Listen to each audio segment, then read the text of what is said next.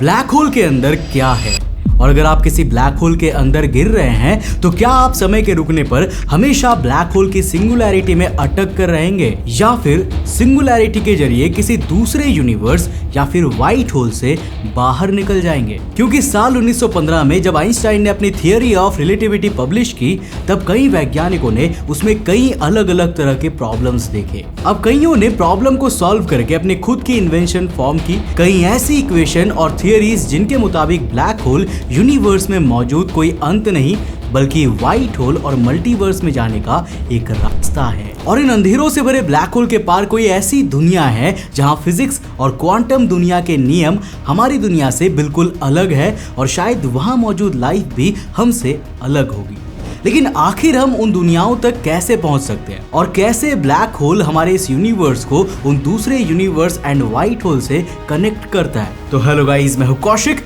और चलिए शुरू करते हैं एक और नया एपिसोड।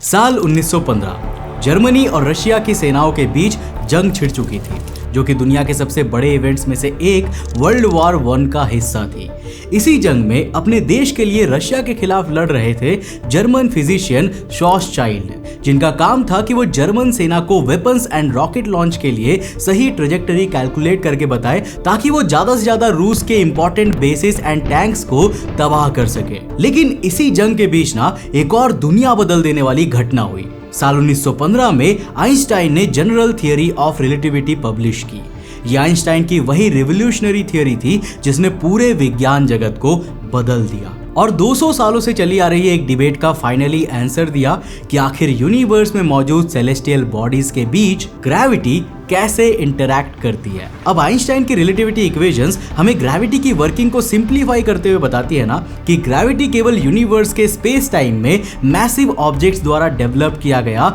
डिस्टॉर्टेड कर्वेचर होता है, जिस कर्वेचर की ओर दूसरे कम मैसिव ऑब्जेक्ट्स अट्रैक्ट होते हैं। यहाँ तक कि इस स्पेस टाइम कर्वेचर के कारण लाइट तक भी बेंड हो जाती है, और स्पेस टाइम के इस फैब्रिक में टाइम के डायमेंशन के कंबाइंड होने के कारण बड़े मैसिव ऑब्जेक्ट्स के अराउंड समय भी धीमा चलने लगता है। लेकिन आइंस्टाइन की जनरल थियरी ऑफ रिलेटिविटी में कुछ प्रॉब्लम्स थी, कुछ सीरियस प्रॉब्लम्स। जैसे जनरल थियरी ऑफ रिलेटिविटी के ही फील्ड इक्वेशन, जो किसी मास के पास स्पेस टाइम में जनरेट हुए कर्वेचर के बाहर ग्रेविटेशनल फील्ड को कैलकुलेट करने के काम आती है, वो इक्वेशन पूरी तरह फेल थी और अजीब तरह के अनप्रिडिक्टेड आंसर्स देती थी। और यहीं पर पिक्चर में आते हैं शॉर्सचाइल्ड, जिन्होंने जर्मनी में 1915 के दौरान चल रही जंग के दौरान जब आइंस्टाइन की जनरल थियरी ऑफ रिलेटिविटी के पेपर्स पढ़े, तब उनका ध्यान भी इस इनकम्प्लीट फील्ड इक्वेशन पर पड़ा, और उन्हें लगा कि वो आइंस्टाइन की इस इक्वेशन को सॉल्व कर सकते हैं। इसीलिए उन्होंने जंग के दौरान ही अपने कैलकुलेशन एंड फिजिक्स की नॉलेज से इन पर काम करना शुरू कर दिया, और कुछ ही समय बाद एक सोल्यूशन पर पहुंचे।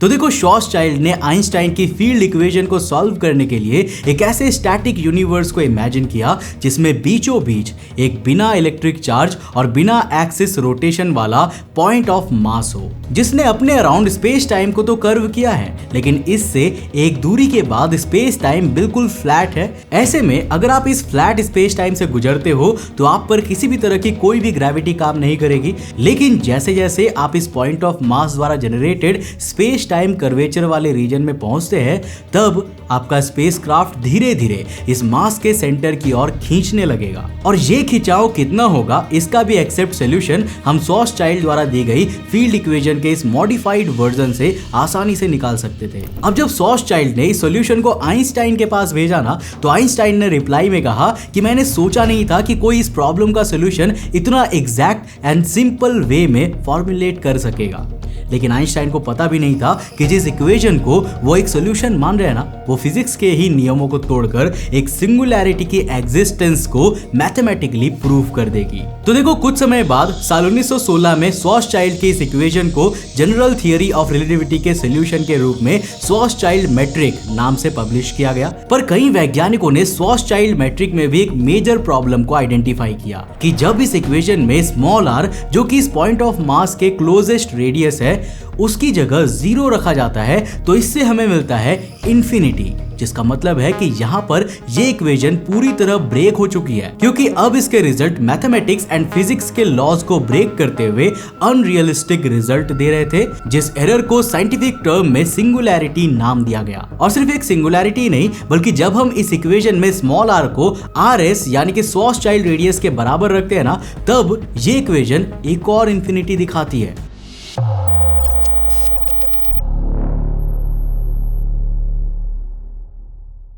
अब साल 1920s में इस बात के दो मतलब निकल गए कि या तो ये इक्वेशन पूरी तरह ग्रेविटेशनल फील्ड को एक्सप्लेन करने में ब्रेक हो चुकी है, या फिर यूनिवर्स में एक ऐसा मास एग्जिस्ट करता होगा जहां पर ग्रेविटेशनल फील्ड इनफाइनाइटली पावरफुल हो जाता है। एक ऐसा पावरफुल ग्रेविटेशनल फील्ड जो मैटर को तो क्या, लाइट को भी अपने अंदर से निकलने नहीं देता हो। पर 20वीं सदी के उस दौर में आइंस्टाइन ने खुद भी ये इमेजिन नहीं किया था कि इस तरह का कोई भी ऑब्जेक्ट यूनिवर्स में असल में मौजूद हो सकता है। इसीलिए उन्होंने शुरुआत में सिंगुलैरिटी के इस कॉन्सेप्ट को नकार दिया। इसके अलावा उस टाइम के कई और बड़े वैज्ञानिकों ने भी अपने अलग अलग तर्क देकर कहा कि इनफाइनाइट ग्रेविटी वाले किसी ऑब्जेक्ट का यूनिवर्स में रहना पॉसिबल ही नहीं है, क्योंकि कोई मैसिव स्टार इतना कोलैप्स नहीं हो पाएगा कि उससे इस तरह की सिंगुलैरिटी फॉर्म हो सके। पर सवाल यह आता है कि आखिर आइंस्टाइन और दूसरे वैज्ञानिक सिंगुलैरिटी के एग्जिस्टेंस पर क्यों बिलीव नहीं करना चाहते थे।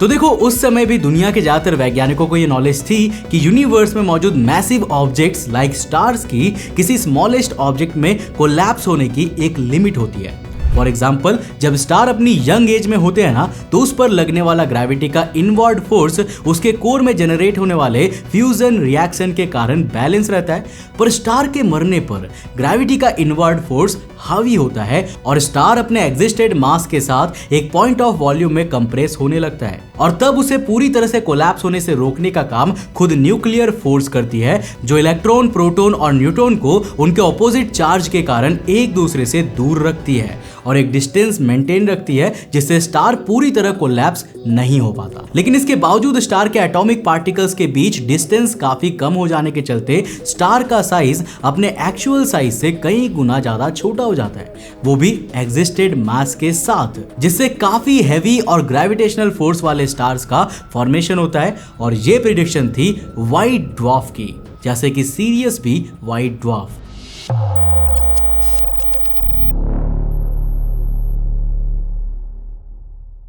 पर क्या कोई स्टार व्हाइट ड्वार्फ से भी ज्यादा कोलैप्स हो सकता है? इस सवाल का जवाब ढूंढते हुए एक इंडियन फिजिसिस्ट सुब्रमण्यम चंद्रशेखर साल 1930s के दौर में इंग्लैंड पहुंचे, जहां पर अपनी पढ़ाई के दौरान उन्होंने स्टार्स के कोलैप्स होने की लिमिट पर रिसर्च की, जिसमें उन्होंने पाया कि एक सर्टेन मास के बाद ग्रेविटी किसी भी स्टार पर इस तरह हावी हो सकती है कि वो उसके न्यूक्लियर फोर्स को भी ओवरकम कर दे एंड व्हाइट ड्वार्फ को भी कोलैप्स कर दे। इस मैक्सिमम मास लिमिट को चंद्रशेखर लिमिट कहा गया, जिसके अकॉर्डिंग अगर किसी स्टार का मास चंद्रशेखर लिमिट से ऊपर होता है, तब वो स्टार अपने कोर में फ्यूजन के खत्म हो जाने पर स्टार पर लगने वाले इनवर्ड ग्रेविटी फोर्स इतना ज्यादा बढ़ जाएगा कि उससे स्टार्स के एटम्स के atomic particles like electron, protons एक दूसरे के चार्ज फोर्सेस को ओवरकम करके आपस में फ्यूज हो जाएंगे और न्यूट्रॉन्स जैसे इलेक्ट्रॉन से 2000 गुना हेवियर पार्टिकल्स को फॉर्म करेंगे, जिसको फ्यूज करना काफी मुश्किल या फिर ऑलमोस्ट इम्पॉसिबल होगा। ये प्रेडिक्शन थी न्यूट्रॉन स्टार की, जैसे कई स्टार हम आज यूनिवर्स में देखते हैं, फॉर एग्जांपल RxJ1856। लेकिन अभी भी कोई वैज्ञानिक ये जवाब नहीं दे पाया था कि क्या कोई स्टार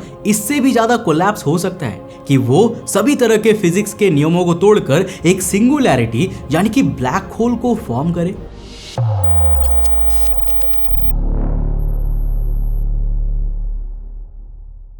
साल था 1930। दुनिया अब एक और जंग में थी, वर्ल्ड वॉर 2।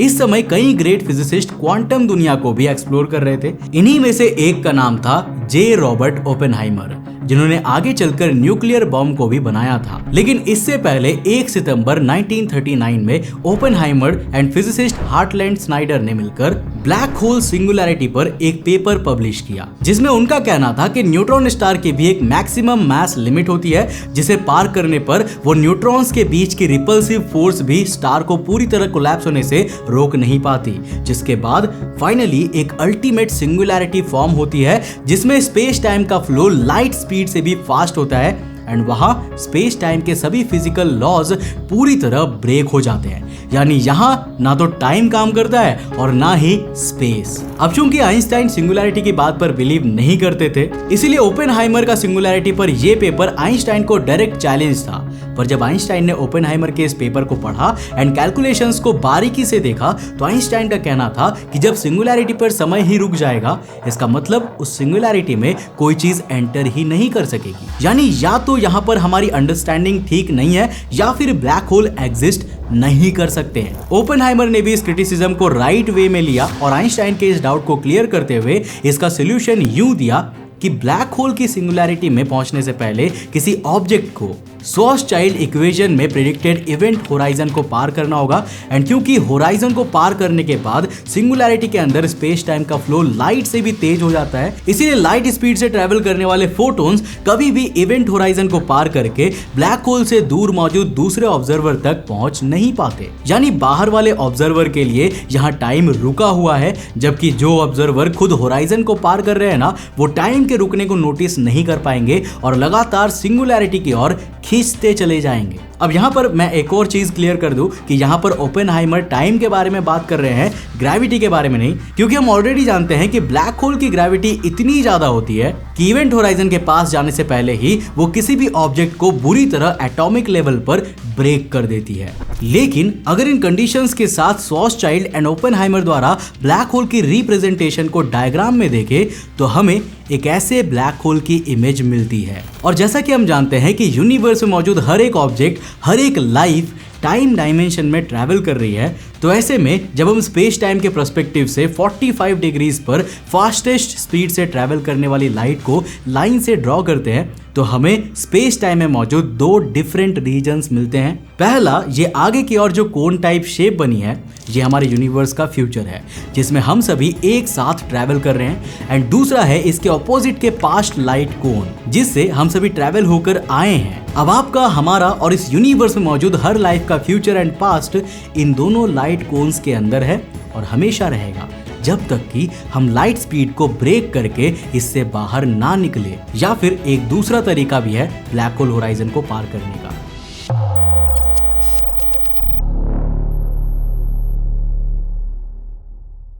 पर ये करने से पहले यूनिवर्स और ब्लैक होल का एक 2D मैप देख लेते हैं। तो ये है हमारा यूनिवर्स, जिसमें ऊपर की ओर फ्यूचर एंड इनफाइनाइट फ्यूचर है, जबकि नीचे की ओर पास्ट एंड इनफाइनाइट पास्ट है। सबसे राइट में इनफाइनाइट डिस्टेंस, लेफ्ट में आपको होराइजन एंड ब्लैक होल देखने को मिल जाएगा। तो जैसा कि हम इस डायग्राम में देख सकते हैं कि जैसे ही हम यूनिवर्स से अपने एक एडवांस रॉकेट के जरिए ब्लैक होल के होराइजन को पार करके अंदर पहुंचते हैं, तब हमारे पास केवल एक रास्ता है, वो है टाइम के अंत यानी कि सिंगुलैरिटी में जाना। लेकिन साल 1963 में फिजिसिस्ट पेनरोज ने सिंगुलैरिटी के ऑपोजिट कोऑर्डिनेट्स को ड्रॉ किया, जिससे हमें एक नया डायग्राम मिला जिसे पेनरोज डायग्राम कहा जाता है, जिसमें ब्लैक होल के ऑपोजिट एक और रीजन मिलता है, वो भी ब्लैक होल से ऑपोजिट प्रॉपर्टीज रखने वाला, यानी कि व्हाइट होल। कई वैज्ञानिक बिलीव भी करते हैं कि ब्लैक होल व्हाइट होल से कनेक्टेड है, तो यहाँ पर भी इसी आइडिया को लिया गया है। इन शॉर्ट, अगर आप पेनरोज डायग्राम के अकॉर्डिंग किसी स्टैटिक ब्लैक होल यानी शॉर्स्चाइल्ड ब्लैक होल में गिरते हैं, तो पेनरोज डायग्राम कहता है कि आप किसी व्हाइट होल में निकलेंगे, लेकिन व्हाइट होल में पहुंचने के बाद चीजें चेंज हो जाती है, क्योंकि अब व्हाइट होल आपको कहीं बाहर फेंकेगा, किसी यूनिवर्स में, जहां पर एक ऑलरेडी ऑप्शन तो आपका यूनिवर्स है, लेकिन व्हाइट होल से निकलने के बाद आप यूनिवर्स के किस हिस्से या किस टाइमलाइन में पहुंचेंगे ये कोई नहीं जानता। इसके अलावा यहां से आपके पास दूसरा ऑप्शन रहेगा कि आप एक नई यूनिवर्स में जाए, एक पैरेलल यूनिवर्स में, एक यूनिवर्स जो हमारे यूनिवर्स का ऑपोजिट होगा, जहां ग्रेविटी अट्रैक्ट नहीं बल्कि रिपेल करेगी। ये पैरेलल यूनिवर्स हमारे पेनरोज डायग्राम में हमारे रियल यूनिवर्स के ऑपोजिट देखने को मिलता है। ये दोनों universes black hole and white hole सभी एक पॉइंट पर आकर मिलते हैं, जो कि कहलाता है Einstein Rosen bridge. In simple words, एक वर्म होल,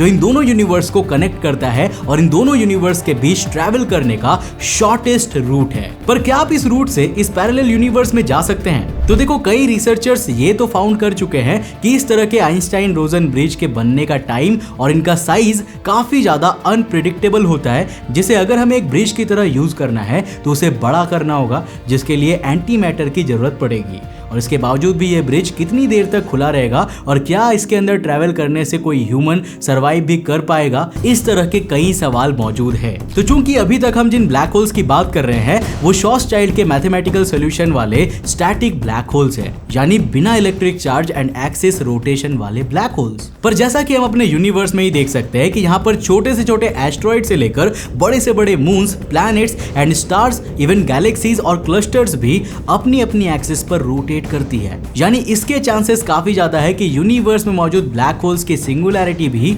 अपनी एक्सिस पर रोटेट करती होगी, जो कि एक लॉजिकल क्वेश्चन भी है। और साल 1960s में इस पर भी कई सवाल उठाए गए थे, क्योंकि इस क्वेश्चन का जवाब आइंस्टाइन की फील्ड इक्वेशन एंड शॉर्सचाइल्ड की इक्वेशन दोनों में से किसी में भी नहीं मिलता है।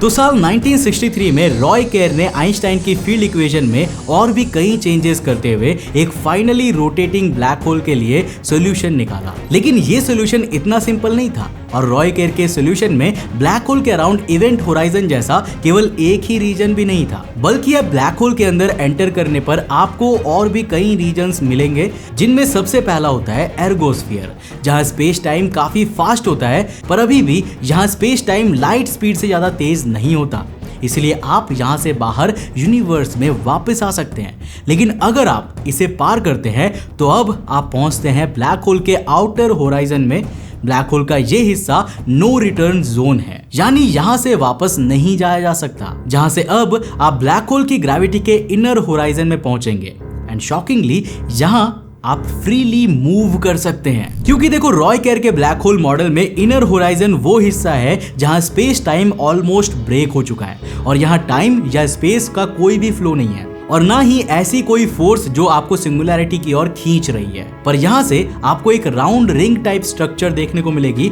और यही है हमारे रोटेटिंग ब्लैक होल की सिंगुलैरिटी, क्योंकि रॉय केर की इस रोटेटिंग ब्लैक होल में सिंगुलैरिटी कोई पॉइंट लाइक मास नहीं है, बल्कि रिंग लाइक स्ट्रक्चर है जिसने स्पेस टाइम फैब्रिक को ब्रेक कर दिया है। In short, space time fabric के अंदर एक होल। अब मोस्टली वैज्ञानिक यही बिलीव करते हैं कि अगर आप इस रिंग सिंगुलैरिटी को पार करते हैं ना, तो अब आप एक व्हाइट होल में होंगे जो आपको किसी और यूनिवर्स में फेंक देगा। पर केर के ब्लैक होल को पेनरोज डायग्राम में फिट किया जाए तो अब ये डायग्राम यहाँ क्लोज नहीं होगा, बल्कि ब्लैक होल की दूसरी ओर और भी यूनिवर्सेस होंगे जिनमें black hole and white hole के अराउंड आप लगातार ट्रैवल करते हुए डिफरेंट यूनिवर्स में ट्रैवल कर सकते हैं, जिनमें से कहीं पर ग्रेविटी हमारे यूनिवर्स की तरह अट्रैक्टिव होगी तो कहीं पर ग्रेविटी इसके उल्टे काम करेगी। पर दोस्तों, इससे भी ज्यादा इंटरेस्टिंग तो यह है कि रॉय केर की इस थियरी की सच्चाई को जानने के लिए हमें पहले अपने यूनिवर्स में मौजूद किसी जायंट ब्लैक होल के अंदर कूदना होगा। इसके बाद भी ब्लैक होल की ये रियलिटी